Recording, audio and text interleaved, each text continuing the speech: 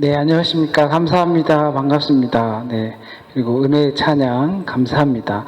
매번 그 봉헌 찬양 해주실 때마다 늘 감사하고 각자 모든 분들께 감사하고 또 분명히 하나님께서 받으시리라 생각하는데 매번 이 자리에서 말씀드리면 혹시 신뢰가 아닌가 뭐 이런 생각들을 하다 보면 마음의 표현을 못하는 경우도 있는데 하나님께서 우리의 마음보다 더 깊이 아시리라 생각이 됩니다. 오늘 말씀은 마태복음 13장 1절에서 9절 말씀 가지고 결실을 맺다라는 제목으로 함께 말씀 나누고자 합니다. 오늘 말씀 잘 아시죠? 네, 씨 뿌리는 사람에 관한 비유입니다. 예수님께서 비유 중에 하나를 드신 것이 바로 이 씨 뿌리는 비유고요. 예수님께서 무언가를 말씀하실 땐 중요하다 싶은 거는 주로 이렇게 비유, 은유적으로 표현해서 말씀을 하셨어요. 이게 예수님만의 화법인 거죠. 이렇게 말을 사용하는 방법을 들어서 이제 비유를 사용해서 많이 이야기를 하셨는데 그 중에서도 제일 먼저, 그러니까 사역을 시작하시면서 제일 먼저 드신 비유가 바로 오늘 본문에 나오는 씨 뿌리는 사람에 관한 비유가 되겠습니다. 한번 이 1절부터 9절까지 있고 18절에서 23절, 10절에서 17절 그리고 18절에서 23절까지 이렇게 나누어져 있는데요.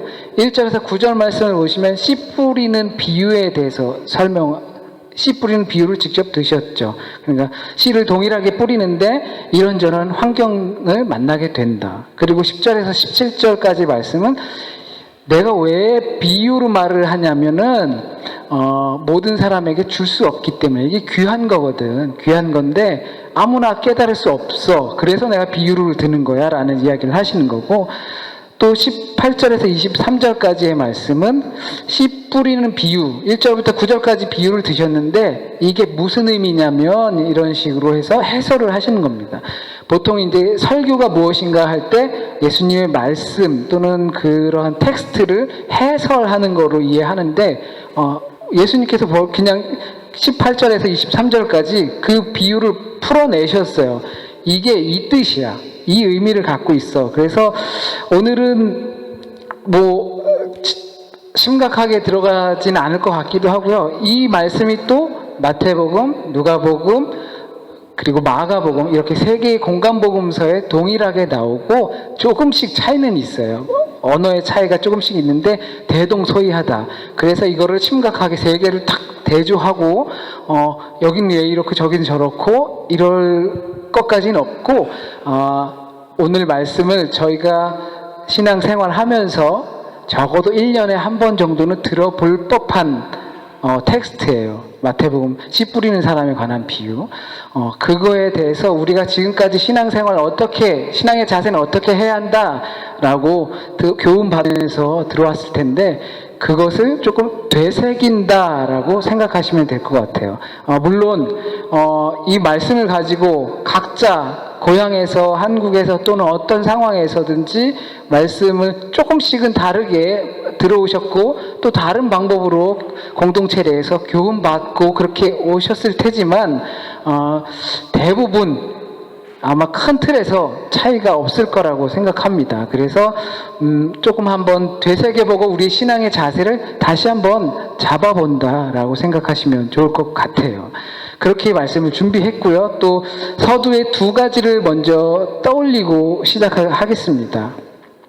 비유, 그러니까 무엇을 비유한 것일까? 씨 뿌리는 사람의 비유를 드셨는데 그 비유 목적이라고 해도 되고 그 비유 각각이 또 무엇일까? 씨 뿌리는 사람, 씨앗, 그리고 토양 이런 것들을 환경을 가지고 비유를 드셨는데 이 각각은 또 무엇일까를 한번 말씀을 들으시면서 한번 생각을 해 놓으시면 좋을 것 같아요.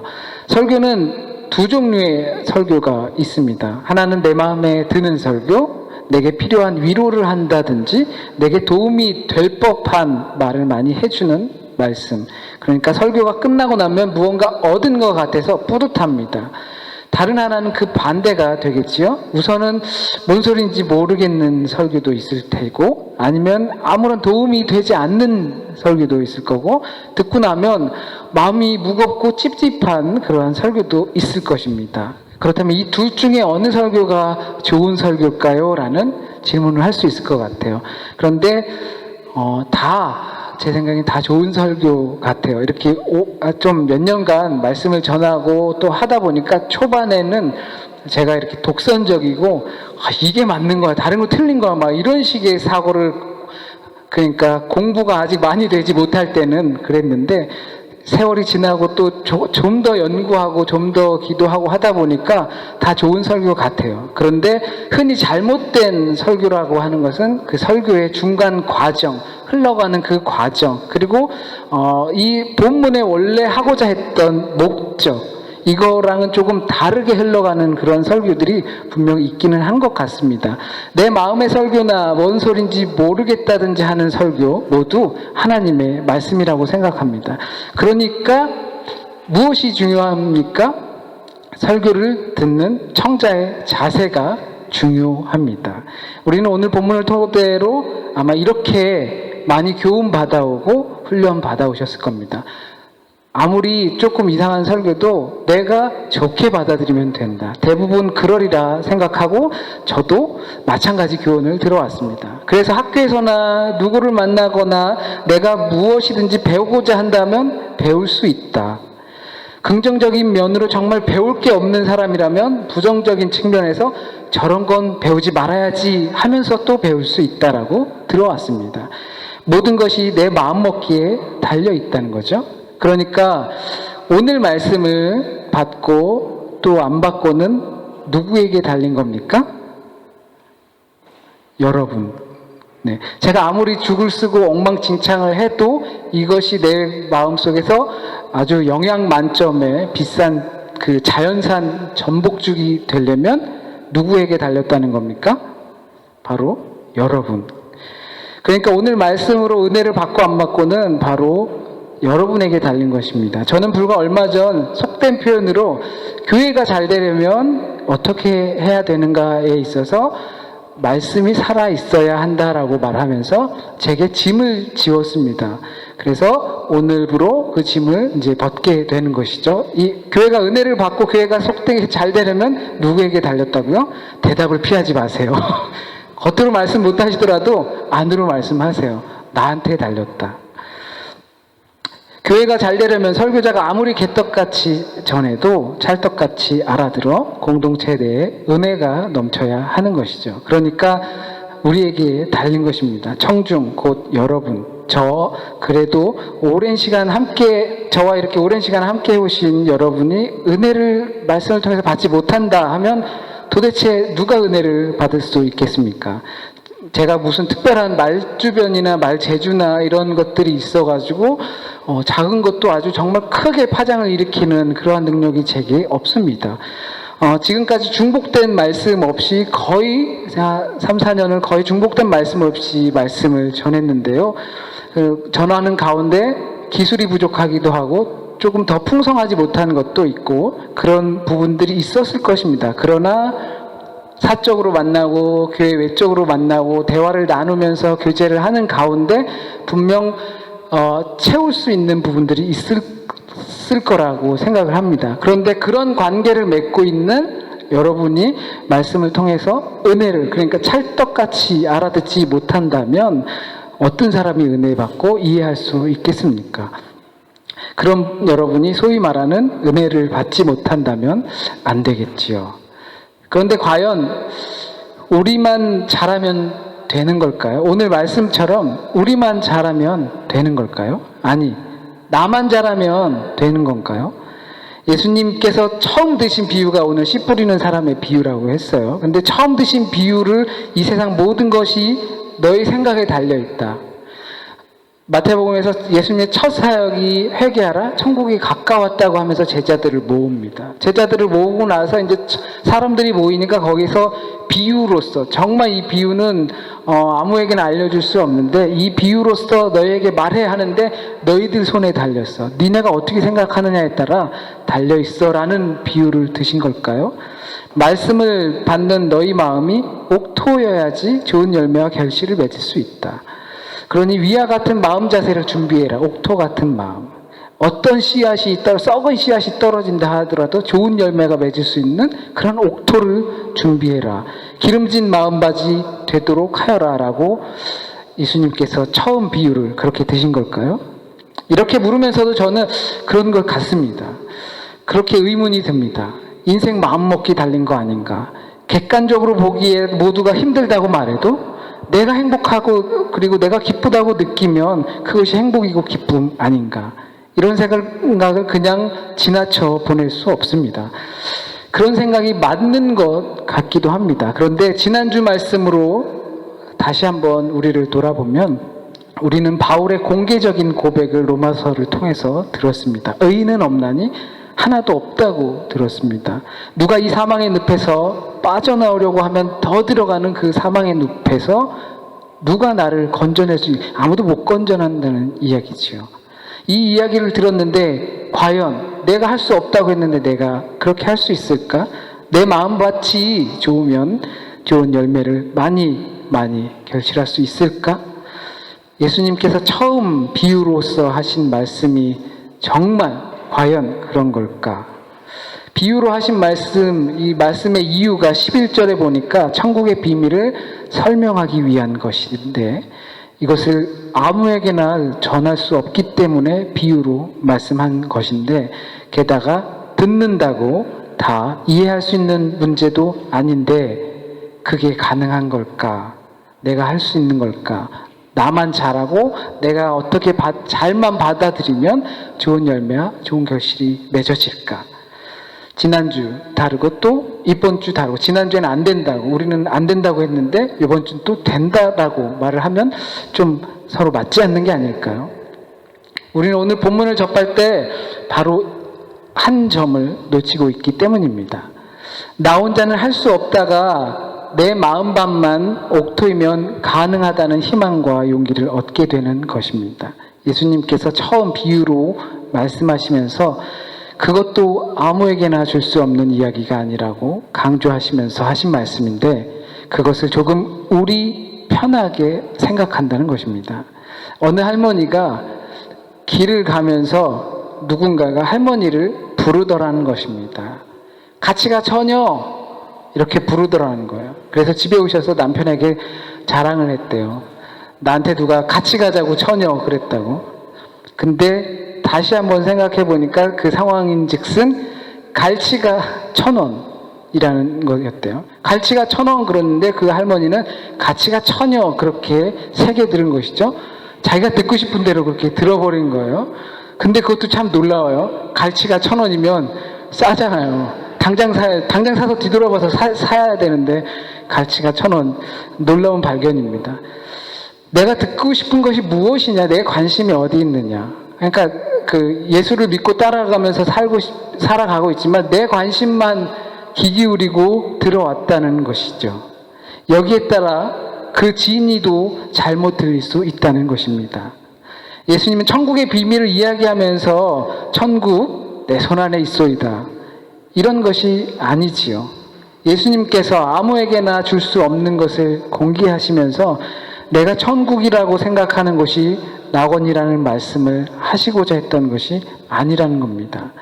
그렇게 본다면 그들은 이미 낙원에 살고 있습니다. 내가 생각하는 것, 내 관심으로 예수님의 말씀을 듣고 그의 상황을 듣고 교훈을 듣는다면 이 할머니처럼 잘못 들을 수 있고 그렇게 이해할 수 있다는 것이죠. 그러니까 내가 낙원이라고 난 지금 낙원에 살고 있어라고 생각하는데 예수님이 오셔서 그들에게 낙원을 전할 이유가 전혀 없는 거예요. 천국을 전할 이유가 전혀 없는 거죠. 하나님 나라를 전할 이유가 전혀 없는 거예요. 왜? 나는 이미 천국에 살고 있으니까. 내가 죄 가운데 있고 우리의 죄를 벗어날 수 없다는 것을 알려줬지만 관심이 없어요.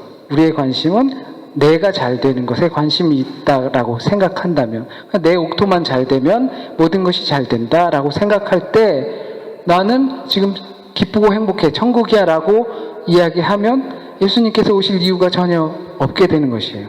낙원? 나 지금 낙원에 살고 있는데. 복음? 나 지금 기쁜데. 구원? 나 하나님 나라에 살고 있는데. 내가 할 수 있는데. 비록 서툴지만 나의 마음만 조금씩 조절해 나가면은 내가 천상에 거할 수 있는데, 예수 없이 살 수 있는데 뭐가 문제인가? 그러니까 하나님의 아들 예수는 그게 아니라는 것을 이야기하고 싶었던 겁니다. 13장 17절 우리 함께 말씀을 보도록 하겠습니다. 함께 읽도록 하겠습니다. 시작. 내가 진실로 너희에게 이르노니 많은 선지자와 의인이 너희가 보는 것들을 보고자 하여도 보지 못하였고 너희가 듣는 것들을 듣고자 하여도 듣지 못하였나이다. 이 처음 비유가 그래서 중요하다는 것입니다. 많은 사람들이 듣고자 해도 듣지 못했어요. 보고 싶어도 보지 못했어요. 왜? 내 관심에만 초점이, 내 관점은 다른 거에 가 있으니까 예수님께서 말씀하시고자 했던 참 진리, 하나님 나라, 그리고 참 복음, 예수 그리스도, 그를 통한 구원의 삶, 이것을 말해주는데 자꾸 갈치가 천원, 갈치가 천원을 가치가 천여로 이해하고 있었던 것입니다. 마가복음 4장 13절에 보면 너희가 이 비유를 이해하지 못하는데 어떻게 다른 이유를 이해할 수 있겠니? 그러니까 이 비유가 처음 듣는데 예수님께서 비유를 처음 이야기하시는데 이 비유가 매우 중요하다. 왜냐하면 너네가 이거를 이해 못하면 다른 계속 내가 비유를 이야기할 건데 이거를 너희가 어떻게 이해할 수 있겠니? 이거를 이해 못하면. 그러니까 이게 초점이라는 거예요. 예수님께서 하시고자 했던 건 천국과 하늘나라, 그거에 대해서 씨 뿌리는 사람의 비유를 들었던 것입니다. 좋은 결실의 조건 무엇일까요? 우리가 좋은 결실을 맺으려면 그 조건이 무엇일까요? 내 마음밭, 옥토일까요? 아니면 좋은 환경일까요? 아니면 종자가 좋아야 할까요? 말씀을 들었을 때, 이 비유를 들었을 때 그 팔레스타인의 상황을 이해를 하지 못하면 조금 이해하기가 어려운 경우가 있어요. 뭐냐면 씨를 뿌리는데 이 씨가 왜 가시밭에 갈까요? 왜 자갈밭에 갈까요? 왜 길바닥에 갈까요? 당연히 밭에 떨어져야죠. 왜냐하면 우리는 씨를 뿌릴 때 어떻게 해요? 호미로 땅을 파서 씨 넣고 흙 덮고, 때로는 이제 고추 할 때는 이렇게 비닐로 딱 씌워가지고 고추 모종을 구멍 뚫어서 이렇게 하나하나 심고 작대기 세우잖아요. 우리나라는 씨를 허튼 데다 안 뿌려요. 근데 이 팔레스타인 지역에서는 씨를 그냥 이렇게 막 뿌린다는 거예요. 그리고 나서 흙을 이렇게 갈아서 덮는다는 거예요. 그러다 보니까 어떻게 돼요? 이 씨가 가시밭에 떨어지는 것도 있고, 그리고 또 마음은 진짜 밭에 떨어지는 것, 돌밭에 떨어지는 것, 이런 것들이 생길 수 있다는 것입니다. 그런데 여기서는 결실이 무엇이냐? 내가 그러니까 성공, 돈 많이 버는 것, 아니면 좋은 직장을 얻는 것, 우리의 관심은 이 결실을 여기에 초점을 두고 있지만 예수님의 첫 번째 드는 비유라는 것을 이해할 때 예수님이 말하는 이 열매의 결실은 천국, 하나님 나라라는 것입니다. 내 문제가 아니라는 것입니다. 오늘 본문을 비추어 보고 또한 과거에 받은 교훈들을 생각해 보면 토양이 좋아야 할 것 같습니다. 길가, 돌밭, 가시밭, 좋은 땅, 이렇게 설명하는 것들을 보면 아무래도 좋은 밭에 떨어진 그 좋은 열매가 열매를 많이 맺고 결실을 많이 맺은 것처럼 우리가 어떻게 잘해야 하느냐, 우리가 하나님 말씀을 어떻게 받아들이느냐에 따라서 100배, 60배, 적어도 30배 결실을 얻겠다라고 생각할 수 있습니다.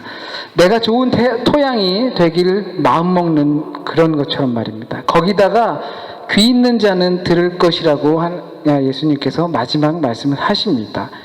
그렇다면 누구나 이해할 수 있는 사람이라면, 자기중심적으로 생각하게 되어 있는 사람들이라면 이해할 수 있는 그 비유가 아니라는 것이죠. 그러니까 지금까지 우리는 어쩌면 잘못 생각해 왔다는 것입니다. 좋은 땅에, 좋은 환경에 좋은 종자가 떨어지면 당연히 좋은 결실이 나와야 하는 것이 자연 법칙입니다.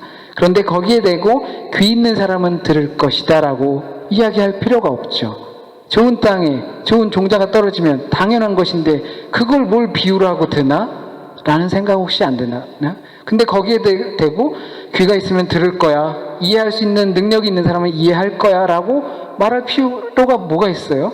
당연한 건데. 그러니까 예수님의 말씀은 그게 아니라는 겁니다. 누가복음 8장 11절에 보니까 씨는 하나님의 말씀이라고 합니다. 이 씨앗이 떨어지는데 이 씨앗은 하나님의 말씀이라는 것이죠. 과연 그러면 하나님의 말씀은 무엇인가? 요한복음을 통해서 보면 이렇게 말씀하고 계십니다. 요한복음 1장 1절에 보면 en arche, en hologos, kai hologos, en poston theon, kai theos, en hologos. 가끔 이런 말 섞어줘야 제가 좀 있는 것 같아요. 그리스어로 태초에 말씀이 계셨는데 그 말씀은 하나님으로부터 나왔다. 하나님은 곧 그 말씀이셨다라는 이야기를 하는 것입니다.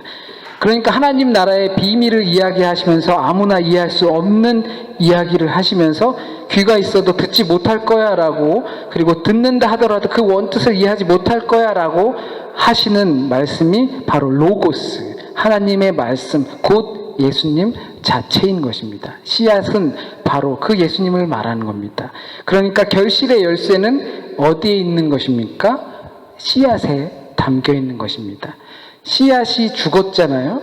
그러면 그러니까 쓸모없는 씨앗이잖아요. 그러면 그 씨앗이 좋은 땅에 떨어지면 열매를 맺습니까? 안 맺지요. 그런데 왜 우리가 이해를 못하는가 하면 이 결실을 내 성과와 업적에 초점을 맞춰 있기 때문입니다. 왜 내겐 결실이 없을까라고 생각할 때 하나님의 나라의 결실은 바로 구원받는 거예요. 이 씨앗이 내 마음밭에 떨어져서 그 씨앗이 죽으면 생명을 일으키는데 그 생명의 결실은 곧 구원이라는 것인데 자꾸 왜 내게 좋은 일이 안 생길까? 내 성과가 왜 없을까? 이런데 아직도 초점이 맞춰져 있기 때문이라는 겁니다. 작년 대선 때 2012년이죠. 작년이 아니라 대통령 선거할 때 큰 관심을 받던 사람이 있습니다. 다 아실 텐데 서울시장에도 갑자기 굉장히 인기를 몰았던 안철수라는 사람입니다. 혜성처럼 등장했습니다. 그래서 뭐 간을 하도 봐가지고 내가 나갈까 안 나갈까, 뭐 대통령 선거를 출마할까 안 할까 하도 간을 봐가지고 좀 흉도 받고 욕도 먹고 했는데요.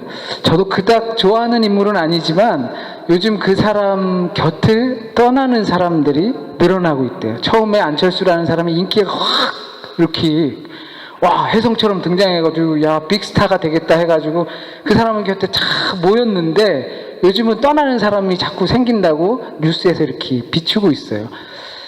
결국 안철수라는 혜성을 통해서 그 사람들은 덩달아 나도 뭔가를 좀 얻어볼까라고 했던 사람들이 떠나게 되는 것입니다. 다르게 평가하는 사람들도 있겠지만 오늘 말씀해 보면 수많은 무리들이 예수님 앞에 모였다고 했어요. 그러니까 사람들 앞에는 사람이 모이기 마련이에요. 그러니까 저희가 비둘기한테 이렇게 뭐 시내나 있는 데 가면 뭐 빵이나 이렇게 던져주면 비둘기 모이죠? 막 모이잖아요. 그런 거예요. 동물적인 건 바로 그런 거예요. 우리 인간도 그런 동물적인 것을 갖고 있는데 좀 있어 보이는 사람 앞에 모이게 돼 있어요. 뭐 하나 좀 이상하게 표현하면 뭐 하나 얻어 먹어 보려고 모이게 되어 있다는 것이죠. 근데 그게 더 이상 나오지 않으면 비둘기 딴 데로 가요. 딴 거 뭐 또 좋은 거 주는데 막 딴 거 찾으러 가게 되어 있습니다. 사람 앞에 모이는 사람은 모두 이와 같습니다. 그렇기 때문에 더더욱 좋은 결실의 조건은 토양이 아닌 씨앗에 있는 것입니다. 씨앗에 생명이 있습니다. 그 능력의 씨앗이 땅에 떨어져서 죽어야 열매가 되는 것입니다. 사람이 무엇으로 지어졌죠? 흙으로 지어졌습니다. 아담아, 흙, 먼지입니다. 그것은 땅이고 곧 밭이 되는 근간입니다. 조금 멀리 간 성향도 있지만 우리 사람이라는 자체가 곧 토양인 것입니다. 그 토양에 씨가 떨어져 죽어야 결실을 맺는 것입니다. 또한 좋은 토양의 조건이라고 할 수 있는 것은 죽어야 산다는 것입니다. 나를 부인하는 것, 우리의 물질을 부인하는 것, 아니 우리 육체의 부정함을 인정하는 것입니다. 좋은 결실은 구원으로 족하다라는 것을 이야기하는 것입니다. 씨앗이 이 세상에 왜 왔냐 하면, 씨앗이 왜 땅에 떨어지냐 하면, 씨앗이 왜 나에게 오냐 하면은 우리의 개인적인 욕심을 통한 성과가 아니라 하늘나라를 선물하기 위한 것이라는 겁니다. 이는 그리스도 예수 안에 있는 생명의 능력의 법이 죄와 사망의 법에서 우리를 해방하는 것입니다. 그렇다면 아직도 우리의 마음밭이 문제입니까?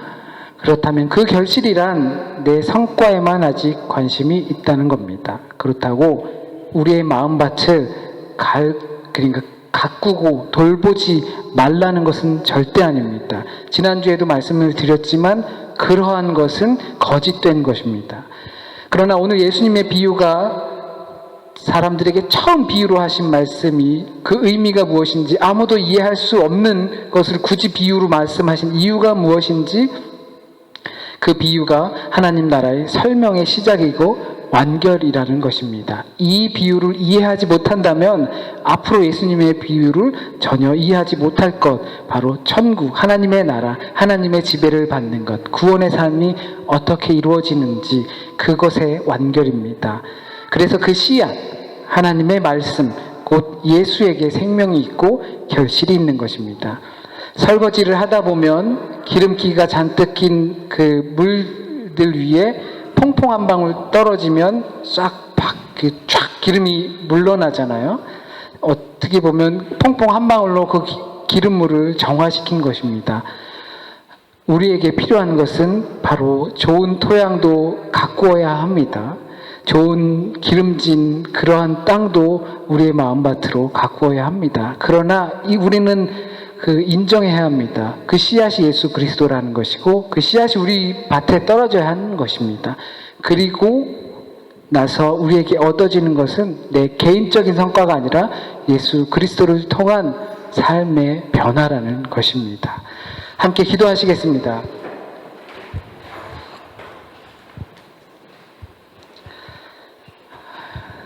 하나님, 우린 부족합니다. 깨달을 수 없습니다. 이해할 수 없이 또한 부족합니다. 우리에게 주님의 지혜가 필요합니다. 주님의 지혜를 통하여서 주님께서 원하시고자 하는 그 말씀을 깨닫길 원합니다.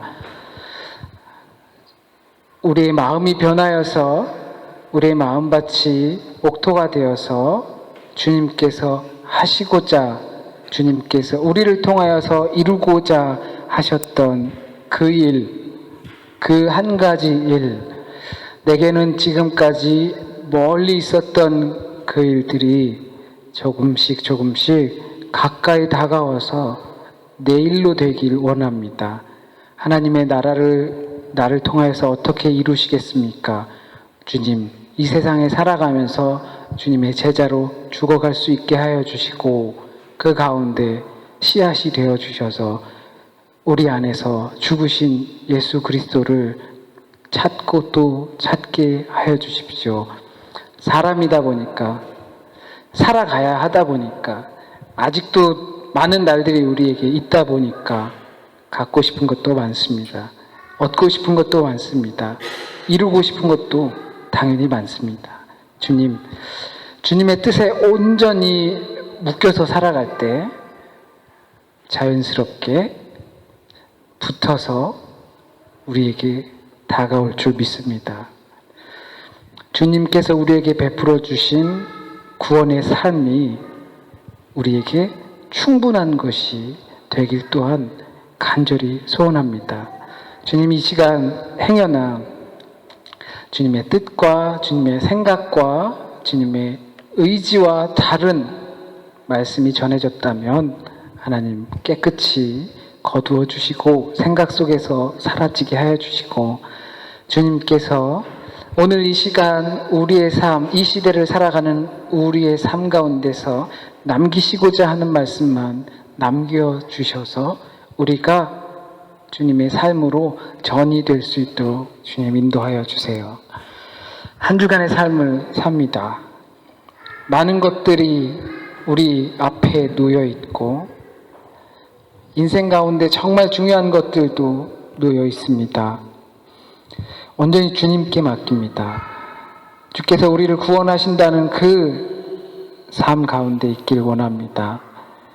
주님의 방법대로 하나하나 해결하고 주님께 지혜를 구하여 주께서 주신 그 열쇠를 통하여서 해결하길 원합니다. 그를 통하여서 우리의 마음 평안하게 하시고 우리의 마음 화평을 찾게 하여 주셔서 한 주간의 삶도 지지 않고 승리하며 살아갈 수 있도록 인도하여 주십시오. 예수님의 이름으로 기도드립니다. 아멘.